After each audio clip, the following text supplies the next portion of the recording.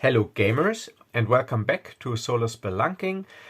Tonight to another episode of my Cairn solo RPG where I play the adventure Reavers of Harkenwold, but I am using the Cairn rule set.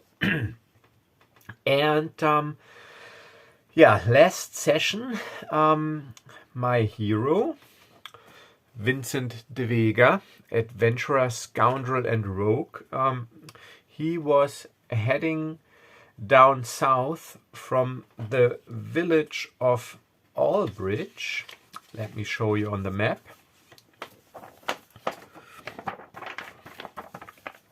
So he was heading down from the village of Albridge south.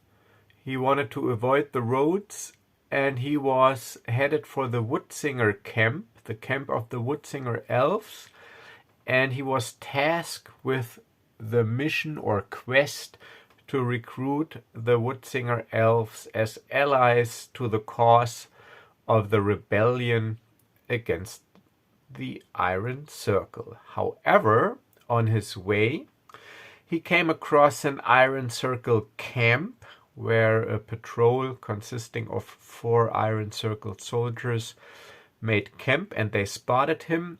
And in the combat that broke out, sadly, Vincent de Vega, I was defeated. I took critical damage. I went down and I was taken prisoner. And I was transported to the village of Harken, where the Iron Circle has set up headquarters in the foremost or the Harken Keep, which it was called before, but they renamed it Iron Keep. And this is where they have imprisoned Baron Stockmar, the rightful ruler of Harkenwold, and where the leader of the Iron Circle has set up headquarters. And I awake in a damp and rather dark cell someplace in the Iron Keep. And this is where our session starts. And thankfully, this adventure, it consists of 2 adventure books.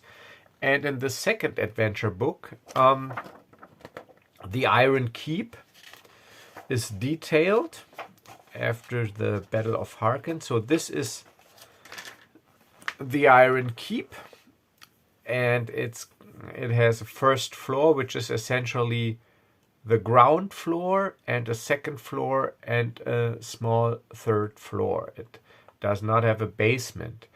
And in this area here, let me lift this up a little, area 22, this is where the prison cells are located. So this is a cell right here, this is a cell, and this is a cell. I don't know it yet, but this cell is occupied by Baron Stockmar, and I awake in this cell. And you can see it does not have any windows or anything, so it is basically pretty dark. There's only a small window that you can open from the outside and the door to peek into the cell. And yeah, so this is where I awake. And now I have the my goal, obviously. So this is a little close-up view of this area. So this is my cell right here, and my goal obviously is to escape somehow. But the bad thing is that, of course, they took all my gear, they took all my gold, and I awake basically barefooted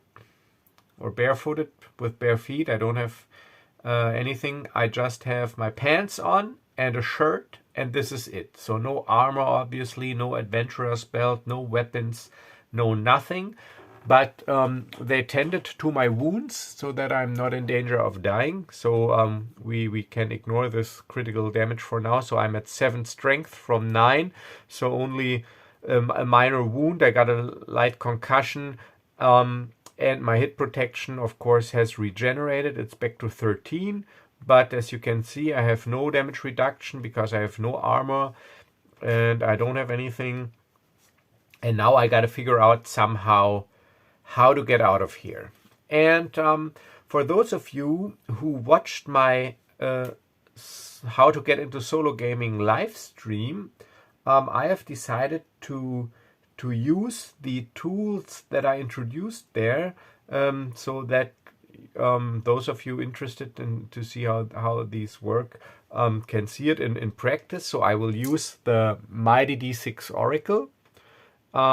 This will be the event die. These are the Oracle die, depending on likelihood, if I roll 1 or 2. And this is the Oracle, but I also put it down in my journal in the front. And I whipped up a very quick random idea generator, an RIG or RIG. And I just used the D12 and I made 3 columns. So when I have to generate a random event, I will just use 3d12 and get 3 random words out of these columns, and then I will see, with what I can come up with. So so you can see this in action, what I introduced in my live stream. And thanks again, all of you who watched it and who commented on it and who liked it.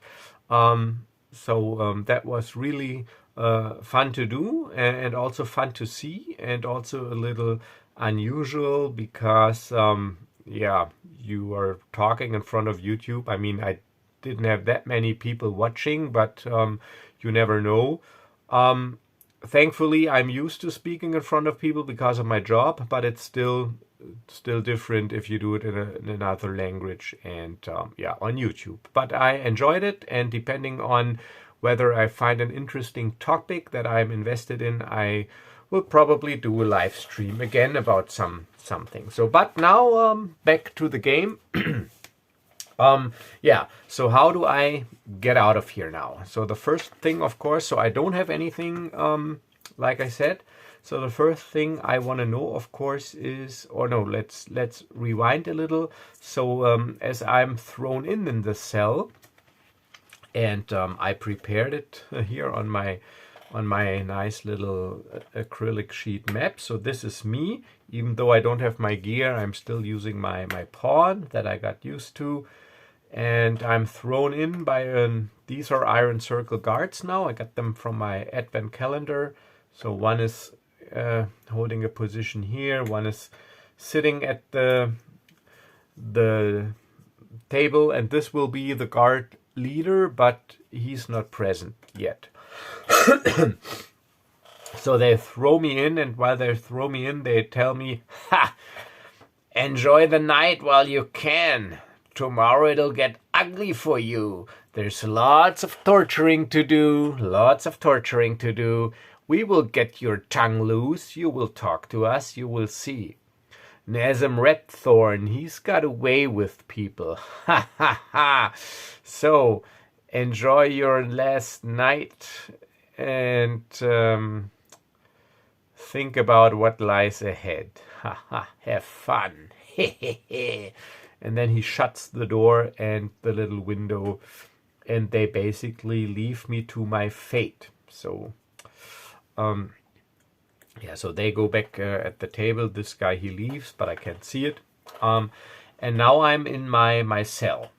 So now what is important or interesting for me is, of course, if there's anything in here, maybe, that I could use as an improvised weapon.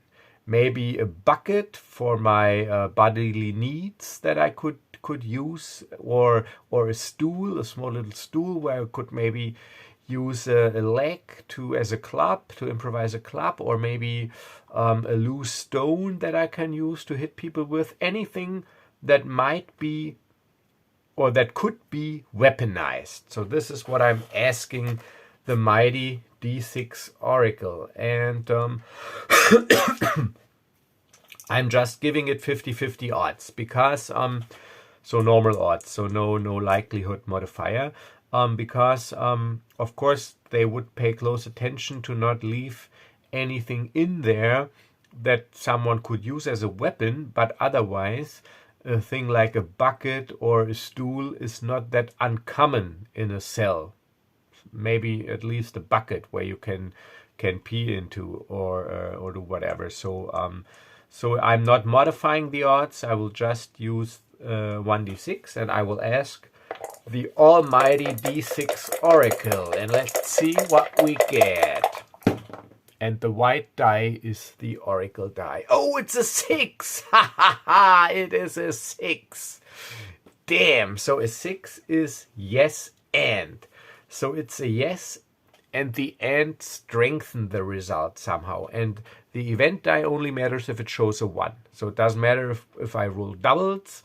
The rule is if this event die shows a 1, a random event is generated. Otherwise, you can just ignore it. But yes, and you've seen it. It was not preloaded or anything. They're not weighed. I was just lucky. So I also have an idea. So yes, and means yes. And it's a shiv, a makeshift dagger, because the prisoner who was in here before me, I don't know what his fate was, but it was not a good one probably. He started to make a shiv. I don't know, he got a little piece of metal or anything, and then he sharpened it with a rock or whatever. So no matter how he did it, but hidden in the corner under some hay,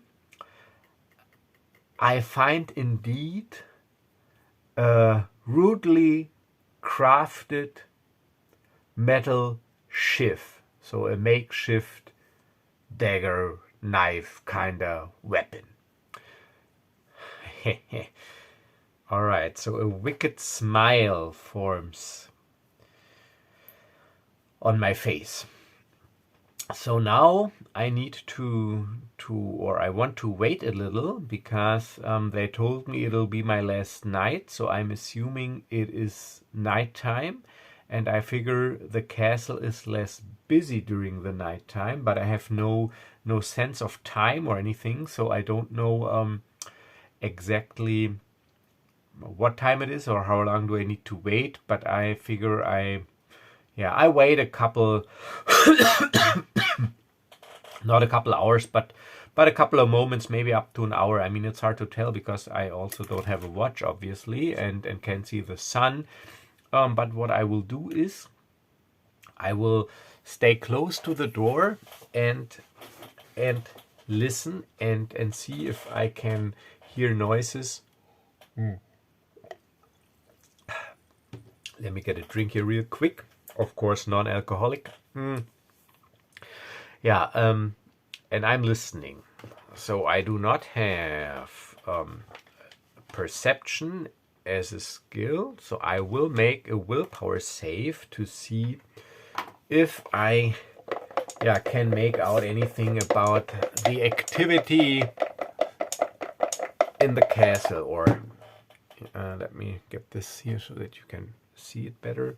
12. It's a fail. I got willpower of 9, so I don't really hear anything, or I can't really make out anything, and that does not mean that there's nothing going on. It's just the door's too thick and I can't make anything of it. All right, so I feel I've waited long enough. So I want to draw some attention to myself, because I want to try to get somebody to open this door. How do I do that?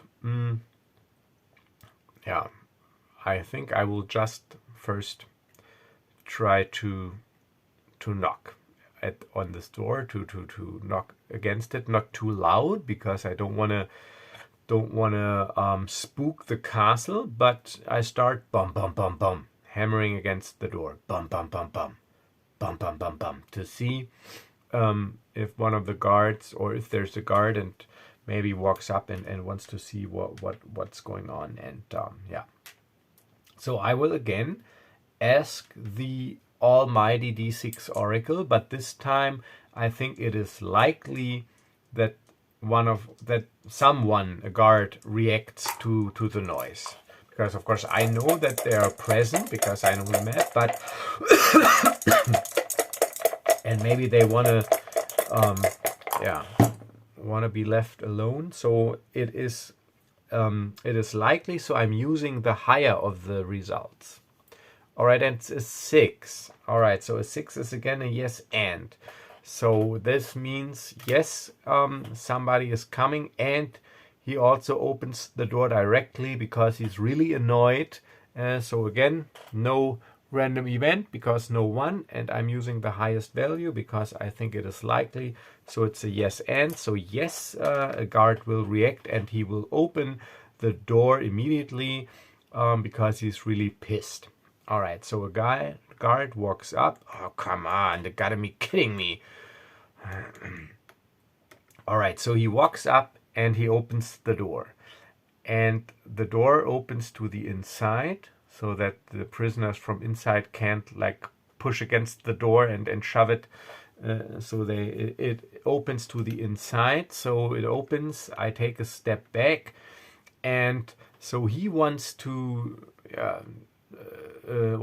shout at me. So what is it? And he raises his club, so because he wants to beat me. And in this moment, I advance and I kick against his kneecap and I thrust his shiv into his throat. At least this is what I'm trying to do. So I'm ruling that I ambush him because I got such a good result. So I can definitely act in this first round of combat. I don't need to make a dexterity save. And the shiv, I will treat it like a dagger, will deal 1d6 points of damage. And I prepared the guard stats in advance. So the Iron Circle guards, they deal 1d6 point of damage with their clubs. They have a strength of 10, damage reduction of 2 because they're wearing chainmail and a helmet, and they got 4 points of hit protection. So these are the guard's stats. So and thankfully, thank God, I do have my Frey die, but I will probably already or also need it because I don't have any armor, any damage reduction. So yeah, I am attacking and with my shiv. So you know what I will use? So this the blue die will be the shiv, and the orange die will be my Frey die, which deals damage also because the Frey die, like I explained, is an additional source of damage to compensate that I am a lonely hero. So basically I do deal 2d6 points of damage. Doesn't really matter what is what. Please give me a good roll. 3-3. But no, it's not. It does really matter actually, because I have to subtract the damage reduction from both dice, because there are different instances of damage dealing. So so I'm dealing 3 points of damage with a shiv, which is sadly reduced to only 1 point because of the damage reduction of 2. So that is 1 point of hit protection damage. And I track hit protection damage with a white die. So I need some more white dice because I got a feeling that there will be probably more guards showing up. Alright, so 1 point of hit protection damage. That's not a lot. And the other one is also 3 minus 2, also 1. So I deal 2 points of hit protection damage. So the guard, he manages to deflect my shiv so that I don't pierce his throat. But yeah, I try to push him, use the momentum to push him a little so that I can get out of the cell, so that I got more breathing and moving room. So I will rule that I need to pass a strength save in order to do this. and I got strength 7 because of the damage I took. And it is a 3. Yes, it is a 3. I'm lucky for once. It's a 3. All right, so I push him, and he stumbles backwards, and I can make a step out of the cell.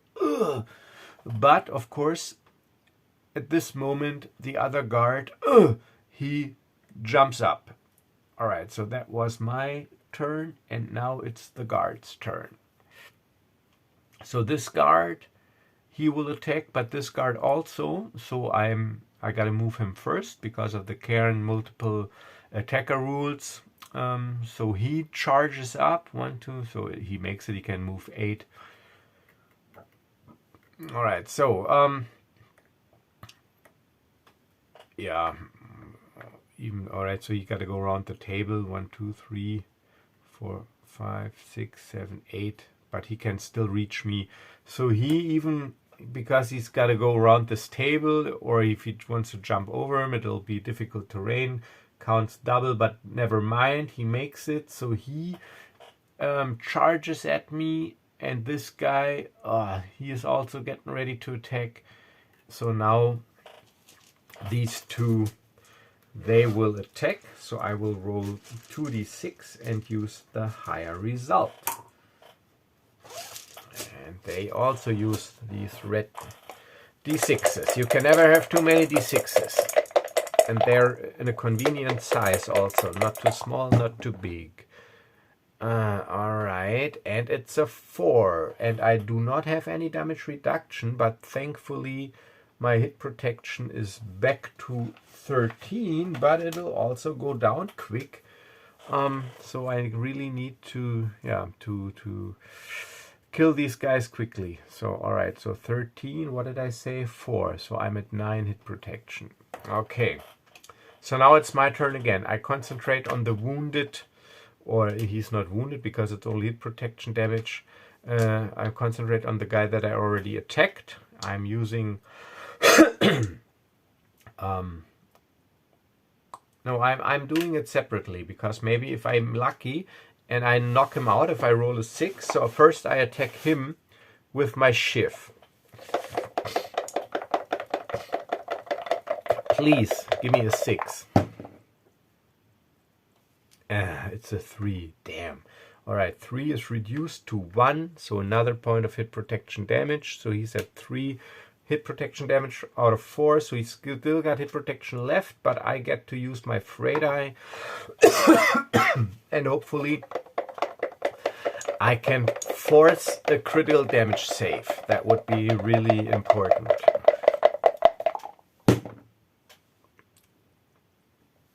Yes! Look at this, a 6, which is reduced to 4, but that means 1 point of hit protection damage, bringing him to 0 hit protection and 3 points of strength damage. He's got a strength of 10, now he's got 7. And I'm triggering a critical damage save. And I'm using my black and white enemy d20 for that. If I can find it here. No, I can't because I changed my dice. Alright, so because I got a new set of dice, and so I switched them around, so the orange one will also be the enemy one. So, yeah, it is a strength save versus 7. Yes, 14. He fails. All right. So now, for cinematic purposes, I will just rule that he is dead or will die pretty soon, because I'm definitely not tending to his wounds, and this guy, he has his hands full. So now I managed to find an opening between his chainmail and his helmet, and I thrust the shiv into his throat. And he makes a gurgling noise and coughs up blood and goes down. It's rated R. Alright, so he's dead. So that was my turn, and now it's this guard's turn. The other guard is dead, and he attacks with his club.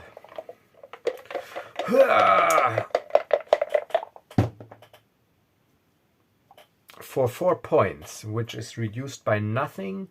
So I managed to block the brunt of his blow with my underarm, but yeah, it hurts. So I'm down to 5 hit protection. I really need to get rid of this guy, but now is my chance. All right. So it's my turn, but I'm thinking he will. I mean, you know, I'm a little bit OOC for a short moment. I'm in a tight spot here because it would be the right and logical thing to do for this guard to, of course, shout for help, cry for help, shout for reinforcements, and try to to get back here until reinforcements can arrive. But of course, if we do it very realistically, I will probably not survive in my current state without any armor or anything. So now we have realism versus cinematic storytelling. And you know, I said that usually I let the dice fall as they may, and I'm still sticking to this principle. So I will make an oracle roll to see if this guy, if he shouts for help or not. So it is my turn now, but it was his turn, so maybe it's a free action. So I'm making an oracle roll, also not with an event die, just a straight oracle roll to see if he shouts for help.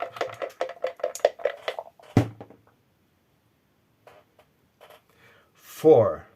Yes, but. Yeah, yes, but it's not as loud as he thinks, and there's there are not many people there. So yeah, he shouts for help, but not very loudly.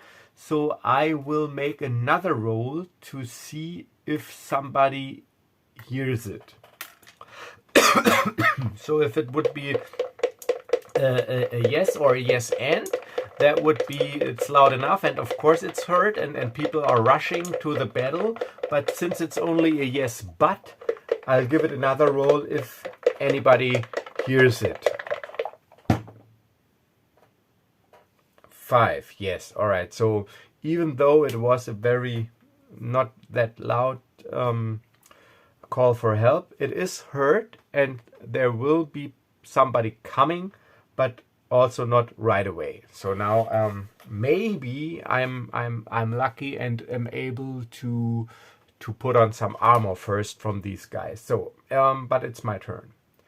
So he did damage. Now it's my turn, and I am, yeah, since there's nobody else coming, at least not yet, I use both dice, my shift dice and my fray die. And alright, so this is 0 damage. It's reduced by the armor, but this is 3 damage from his 4 hit protection, which means no critical damage save. He's got 1 point of hit protection left. And it is the guard's turn. And at the start of the guard's turn, I will roll a d6. And if I roll a 1, reinforcements will arrive. So if I'm lucky, I have a few rounds before anybody will arrive. So a 1 is negative for me. No, alright, so nobody will arrive at the end of this guy's turn. So yeah, it's his turn. He attacks using 1d6. Please, not a good roll, please, because I'm down to 5 hit protection. Please, not a good roll, please. 4, yes. Ooh, thank God. So I'm at 1 hit protection. So I really need to take him out now. Take a quick short rest. Here, there's a drink on the table. I gotta get my hit protection back up and throw on one of these chainmail suits to give me a slight chance of survival. Alright, but now I lost track. Oh, it was his attack. He did 4 damage. Alright, so it's me again. And I will use my shift die first for dramatic purposes.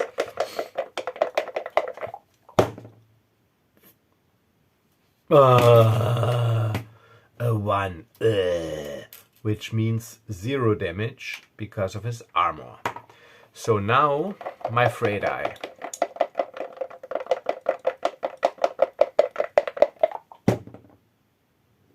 Come on, please, give me a good roll. 4. Yeah, okay, 4.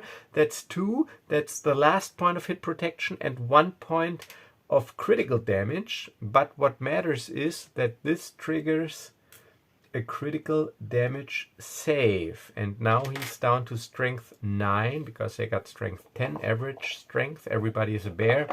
And yeah, so please fail his save, please. It's getting very intense here, I think. No, he makes it. It's a 6. It's a 6. Okay, so it's a 6. Damn. Alright, it's a 6. So he makes it. So now it's his turn. So now, to be fair, I gotta roll if reinforcements are showing up. On a 1. At the end of his turn, however. And... no, thank God. Alright, so no reinforcements, but he's still... It's his turn. If I'm lucky, he rolls a 1, and I'm still at 0 hit protection, and that would trigger a scar. If I'm unlucky, he rolls a 6, which means I'm losing 5 points. I'm suffering 5 points of critical damage down to strength 2, and this would be it. So basically everything above 1 is really, really bad because I really can't take the risk of suffering critical damage. Damn. Alright, so come on.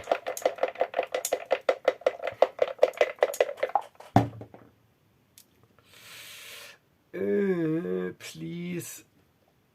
Oh no, it's a 5. So the second worst thing that could happen. So 1 hit protection is 0 and 4 points left. 7 minus 4 is 3. Oh, come on. So, damn.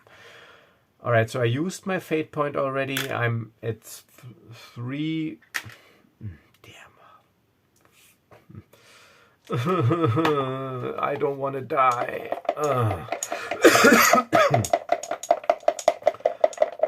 Come on. I got a 15% chance. Better than nothing. And it's an 11. It is an 11. Alright, so I am brave and I'm fierce and I fight with all my might. Oh, it rhymes, but this is not enough. So,